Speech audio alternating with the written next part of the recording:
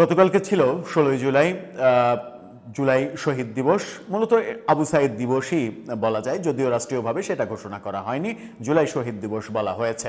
আবু সাইদ দিবস বললে আরও আমার মনে হয় যে আবু সাইদের মাহাত্ম্যটা বাড়তে পারত।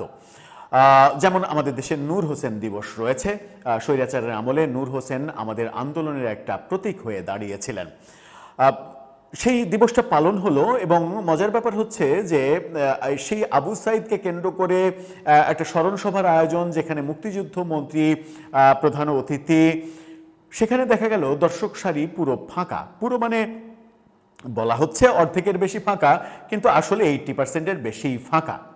এরকম দৃশ্য কেন হলো? মন্ত্রী অবাক হলেন, বিস্ময় প্রকাশ করলেন, হতাশা ব্যক্ত করলেন, কিন্তু বাস্তবতাটা এমন হলো কেন? মাত্র 2 বছরের মাথায় আবু সাইদকে সবাই ভুলে গেলাম আমরা, কিংবা আবু সাইদ অপ্রাসঙ্গিক হয়ে পড়ল, কিংবা জুলাই গণ অভ্যুত্থান আস্তে আস্তে অপ্রাসঙ্গিক হয়ে পড়ছে।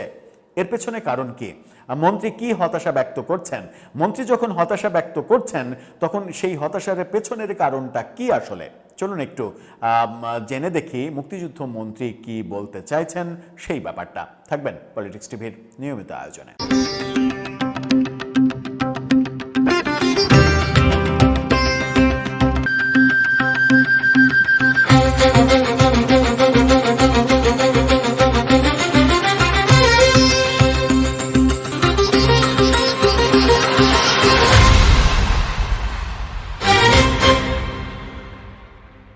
দর্শক, বলছিলাম আবু সাইদের মৃত্যুর দিন জুলাই শহীদ দিবস, সেই দিবসে আবু সাইদের স্মরণ সভা।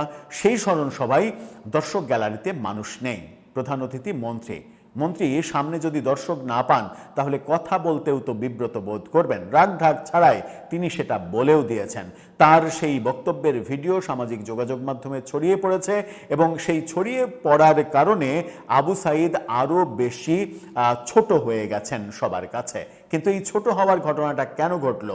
আবু সাইদ একজন মৃত মানুষ, তিনি কি একা একা নিজেই নিজের সম্মান খোয়ালেন? তা তো হওয়ার কথা নয়। তার মানে গত 2 বছরে আমরা এমন কোনো কর্মকাণ্ড করেছি যে আবু সাইদের যে জীবন উৎসর্গ করা, সেই উৎসর্গ করার বিপরীতে এত এত কুকর্ম আমরা করেছি যে আবু সাইদকে মানুষ ভুলে যাচ্ছে কিংবা অপ্রাসঙ্গিক ভাবতে শুরু করছে। সেটা কি উচিত? জুলাই অভ্যুত্থানের সম্মানের ক্ষেত্রে যদি আমি ভাবি, সেটা একেবারেই অনাকাঙ্ক্ষিত। কালবেলার এই শিরোনামটা দেখে নিন, সেখানে মন্ত্রীর ছবি দিয়ে বলা হচ্ছে আবু সাইদের স্মরণ সভায় অর্ধেক চেয়ার খালি কেন, প্রশ্ন মন্ত্রীর। কিন্তু আদতে আপনারা যে ফটোকার্ডটা দেখলেন, সেই ফটোকার্ডে আপনারা নিশ্চয়ই দেখলেন যে কত চেয়ার ফাঁকা। প্রায় সব চেয়ারই ফাঁকা। মন্ত্রী যদিও কৌশলে বলছেন যে অর্ধেক চেয়ার ফাঁকা। জুলাই গণ অভ্যুত্থানের প্রথম যে মৃত্যু, আবু সাইদকে স্মরণে আয়োজিত সভায় শিক্ষক, কর্মচারী, কর্মকর্তা ও শিক্ষার্থীদের কম উপস্থিতি নিয়ে হতাশা প্রকাশ করেছেন মুক্তিযুদ্ধ মন্ত্রী আহমেদ আজম খান। বেগম রোকেয়া বিশ্ববিদ্যালয়ে আয়োজিত স্মরণ সভায় প্রধান অতিথির বক্তব্য দিতে গিয়ে তার বিশ্ববিদ্যালয়ে, আবু সাইদের নিজের বিশ্ববিদ্যালয়ে এটা হচ্ছে, অথচ সেখানে দর্শক নেই। চিন্তা করা যায়। আয়োজিত এই স্মরণ সভায় প্রধান অতিথির বক্তব্যে তিনি এই মন্তব্য করেন। বিশ্ববিদ্যালয় কর্তৃপক্ষ ও রংপুর জেলা প্রশাসনের যৌথ আয়োজনে এই সভা হয়। টোটাল একটা বিশ্ববিদ্যালয় এবং রংপুর জেলা প্রশাসন, পুরো জেলা আয়োজন করছে যে অনুষ্ঠানের প্রধান অতিথি মুক্তিযুদ্ধ মন্ত্রী, সেই অনুষ্ঠানে দর্শক গ্যালারি ফাঁকা। এটার কোনো ব্যাখ্যা হতে পারে? এটার ব্যাখ্যা একটাই হতে পারে যে আমরা যারা জুলাই যুদ্ধ করেছি, তারা তাদের কর্মকাণ্ডের মাধ্যমেই নিজেদেরকে বিতর্কিত করে এমন একটা পর্যায়ে নিয়ে গেছি যে আবু সাইদের স্মরণ সভাতেও লোক হচ্ছে না, দর্শক হচ্ছে না। এক শিক্ষার্থীর বক্তব্যের সূত্র ধরে মন্ত্রী বলেন, এটা আবু সাইদ চত্বর। আমি ধারণা করেছিলাম আজকে এই চত্বরে যত গরমই থাকুক না কেন, আবু সাইদকে স্মরণ করে একাকার হয়ে যাবে বিশ্ববিদ্যালয়ের ছাত্রছাত্রী, শিক্ষক, শিক্ষিকারা। তিল ধারণের জায়গা থাকবে না। কিন্তু হতাশ হয়েছে আবু সাইদের সহপাঠীরা এই আয়োজনকে কেন চমৎকার করে গড়ে তুললেন না, কেন অর্ধেক চেয়ার খালি পড়ে আছে।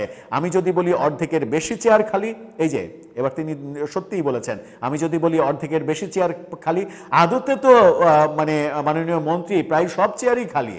আপনি তো রাগঢাক করছেন, কিন্তু রাগঢাক করার কিছু নেই। শুধু আমার জন্য না, এটা আপনাদের সকলের জন্য অনেক কষ্টের। এ সময় মন্ত্রী হতাশা প্রকাশ করে বলেন, আজকে যদি এই চত্বরটা লোকারণ্য থাকতো, আবু সাঈদ কবর থেকে শান্তি পেত, আবু সাঈদ কবর থেকে হয়তো বলতো আমার সহপাঠীরা 16ই জুলাই আমাকে কিভাবে স্মরণ করছে, আমি দুঃখিত, আমি হতাশ হয়েছে। তিনি আরো বলেন, ডায়াসে আমরা অনেক চমৎকার বক্তৃতা করি, কিন্তু বক্তৃতার বাস্তবায়নটা করি না, বক্তৃতার বাস্তবায়নটাই সময়ের দাবি।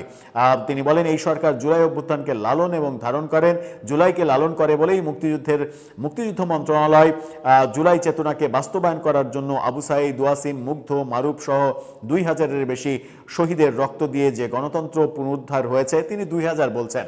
মুক্তিযুদ্ধ মন্ত্রী তিনি 2000 বলছেন। তার মন্ত্রণালয় এখন পর্যন্ত 850 গেজেট প্রকাশ করতে পারেনি। সেই গেজেটও অন্তত 3 বার সংশোধিত হয়েছে, ভুয়া নাম সংশোধিত হয়েছে, ভুয়া নাম সংযোজন করা হয়েছিল ইউনূসের মেটিকুলাস শাসন আমলে। এখন আসি চেয়ার ফাঁকার প্রসঙ্গে। চেয়ার ফাঁকা থাকছে কেন? এই চেয়ার ফাঁকার ঘটনার জন্য কারা দায়ী? আমার মনে হয় যে জুলাই আন্দোলনের স্টেক হোল্ডার হিসেবে দাবি করা কিছু ব্যক্তি সামাজিক যোগাযোগ মাধ্যমে, গণমাধ্যমে মুক্তিযুদ্ধ বিরোধী বয়ান তৈরি করার মাধ্যমে জুলাইকে মুক্তিযুদ্ধের মুখোমুখি দাঁড় করিয়েছেন এবং তারা প্রমাণ করতে ব্যস্ত হয়ে উঠেছেন যে জুলাই আদতে 71-এর বিপক্ষেই যুদ্ধ ছিল, যেটা মানে অনেকের কাছে পীর দরবেশ হয়ে যাওয়া একজন গালিবাজ, যিনি সাউমাউ ছিঁড়ে ফেলতে চেয়েছিলেন, সেই গালিবাজ তার নিজের বক্তব্যে বলেও ছিলেন যে 24 মূলত 71-এর বিরুদ্ধেই একটা আন্দোলন। এই ব্যাপারটা, ন্যারেটিভটা যারা প্রতিষ্ঠিত করতে চায়, যারা 16ই ডিসেম্বর বিজয় দিবস মানে না, যারা জাতীয় সঙ্গীত মানে না, জাতীয় সঙ্গীত গাওয়ার সময় দাঁড়ায় না, যারা মুক্তিযুদ্ধের ভাস্কর্য মাটির সাথে গুড়িয়ে দিতে চায় এবং এই ন্যারেটিভগুলো তৈরি করতে চাই, যারা কথায় কথায় বলে 72-এর সংবিধান ছুঁড়ে ফেলবো, যারা কথায় কথায় বলে 16ই ডিসেম্বর ভারতের বিজয় দিবস, যারা কথায় কথায় বলে 72-এর সংবিধান ভারতের লিখে দেওয়া সংবিধান, এই ব্যাপারগুলো যারা ন্যারেটিভ তৈরি করে, তারাই মূলত জুলাইয়ের প্রধান শত্রু এবং তারাই জুলাইকে কলঙ্কিত করেছে, বিতর্কিত করেছে এবং জুলাইকে 71-এর মুখোমুখি দাঁড় করিয়ে জনগণকে বিভ্রান্ত করেছে। জনগণ এখন বিভ্রান্ত যে জুলাই আন্দোলন করেছি এই পরিচয় দেয়া মানে তো মুক্তিযুদ্ধের বিরুদ্ধে অবস্থান করা হয়ে যায়, যেভাবে মুক্তিযুদ্ধের বিরুদ্ধে ন্যারেটিভ তৈরি করা হচ্ছে। মুক্তিযুদ্ধমন্ত্রী, মাননীয় মুক্তিযুদ্ধমন্ত্রী, তিনি নিজে কয়েকদিন আগে এক বক্তব্যে বলে ফেলেছেন যে মুক্তিযুদ্ধে যারা স্বাধীনতার বিরোধী ছিল তারা তাদের ভুল বুঝে যদি সরি বলে, ক্ষমা চাই, তাহলে আমরা আবার একসাথে কাঁধে কাঁধ মিলিয়ে কাজ করতে চাই। তার মানে হচ্ছে রাজাকার, আলবদর, আল শামস, তারা শুধুমাত্র আজকে সরি বললেই তাদেরকে আমরা বুকে জড়িয়ে নেব, বুকে জড়িয়ে নিয়ে সব কিছু ভুলে গিয়ে একসাথে চলাচল করব। এত বড় অপরাধ, 30 লক্ষ প্রাণ যাদের জন্য গেল, তাদের অপরাধ যদি শুধুমাত্র একটা সরিতেই শেষ হয়ে যায়, এতটা খাটো করে যদি দেখা হয়, তাহলে আওয়ামী লীগ তো মাত্র 850 মানুষ মেরেছে, গেজেট হিসেবে আপনার মন্ত্রণালয়ই প্রকাশ করেছে।